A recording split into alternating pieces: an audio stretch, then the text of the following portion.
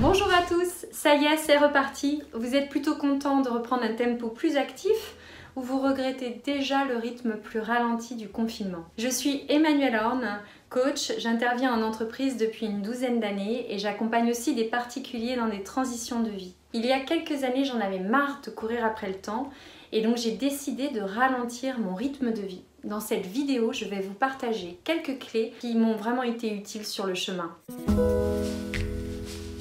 Alors par où commencer? Eh bien je dirais commencez déjà par ralentir votre rythme intérieur. Et oui, parce que tout part de l'intérieur. Souvent dans nos vies, nous courons, nous sommes sous pression, nous avons le nez dans le guidon et nous ne nous arrêtons pas. Donc moi je vous propose vraiment de cultiver l'art des pauses. De temps en temps, vous arrêtez dans votre journée, prendre quelques grandes respirations profondes. Ça fait un bien fou. Vous pouvez aussi vous appuyer sur des approches comme la cohérence cardiaque ou la méditation pleine conscience. Vous avez des applis dans votre téléphone, vous pourrez vraiment trouver des choses pour vous soutenir. Moi je pratique le matin au réveil et puis souvent en début d'après-midi avant de reprendre mon après-midi de travail. Des personnes me disent parfois oui mais c'est pas évident sur le lieu de travail. Et c'est vrai que par exemple quand on travaille en open space, c'est pas facile. Je vois des personnes qui ont trouvé des astuces autour de moi, par exemple une personne qui médite sur un banc dans un parc pendant sa pause déjeuner, une autre dans sa voiture, une autre qui a la possibilité de réserver une salle de réunion qui est disponible pendant le déjeuner. Donc vraiment, ne vous laissez pas arrêter par ça, essayez vraiment de trouver des solutions pour trouver vos rituels. Parce que cultiver ces pauses va vous permettre de ralentir votre rythme intérieur et c'est vraiment le fondement qui permet ensuite de ralentir sa vie. Pour ralentir, écoutez aussi cette petite voix au fond de vous qui vous chuchote qu'elle n'a plus envie de courir comme un hamster dans sa roue.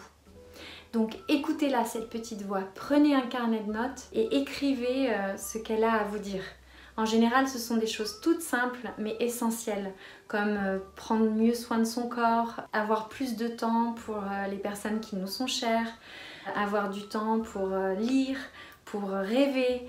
Voilà, ce carnet de notes en fait va vous permettre de consigner tout ça et puis du coup de mieux visualiser ce que serait pour vous cette vie au ralenti. Et mieux vous allez la visualiser, et bien plus facile ce sera de la concrétiser. Donc ça c'est vraiment quelque chose de précieux ce carnet de notes. Ralentir son rythme, c'est aussi faire des choix. Pour ça, je vous propose régulièrement de faire des séances avec votre agenda. Observez toutes les activités que vous menez et élaguez. Faites avec votre agenda comme vous faites avec vos placards, du tri. Et débarrassez-vous des activités superflues comme vous vous débarrassez de pulls que vous n'avez pas plus portés depuis des années. Vous allez voir, ça fait vraiment un bien fou, ça nous donne de la respiration, on a une sensation d'allègement, c'est vraiment une vraie joie. Et puis si vous faites régulièrement ces séances dans l'agenda, vous allez aussi pouvoir maturer des choix de vie plus impliquants comme un déménagement, un passage au 4/5e ou à mi-temps, le fait d'avoir un peu plus d'aide à la maison. Alors bien sûr, on a tous des contraintes personnelles et professionnelles, ces choix de vie ne sont pas des choix évidents, mais en faisant régulièrement ces séances dans l'agenda, un choix après l'autre, vous allez progressivement faire évoluer votre rythme et réaligner votre vie vers vos aspirations en profondeur. Ralentir, c'est aussi un vrai processus de détox et ça nous demande d'apprendre à se réguler et d'apprendre à assumer. Et c'est vrai que par moments c'est pas évident. Par exemple, voilà, vous avez décidé de passer un week-end cool en programmant pas grand chose dans l'agenda du week-end et puis vous vous retrouvez sur votre canapé, vous avez vraiment le sentiment de vous laisser aller. Ne vous laissez pas intimider par ce genre de réaction et vraiment persévérer.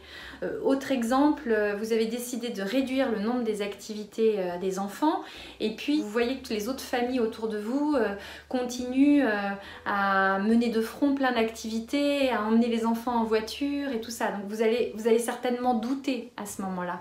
Eh bien, traverser ces émotions perturbatrices, réguler et souvenez-vous que vous êtes choix après choix en train de réaligner les choses sur ce que vous souhaitez vraiment. Donc c'est pas évident de se détacher du regard des autres et de la norme, mais ça en vaut le coup parce que vous êtes progressivement vraiment en train de créer la vie que vous souhaitez au fond.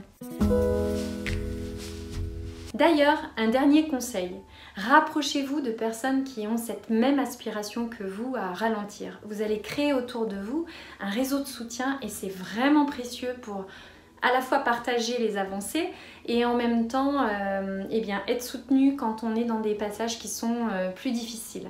Vous avez peut-être entendu parler de ce courant qui s'appelle Slow Life. C'est un nouvel art de vivre, donc plein de personnes qui souhaitent vraiment ralentir leur vie, revenir à l'essentiel, mener une vie plus simple et plus authentique. Ça a démarré dans les années 90 avec le mouvement Slow Food dans le domaine de l'alimentation et puis ça s'est essaimé dans plein de domaines et aujourd'hui c'est un courant avec un nouvel art de vivre. Donc vous allez trouver des livres, des blogs, des groupes sur les réseaux sociaux.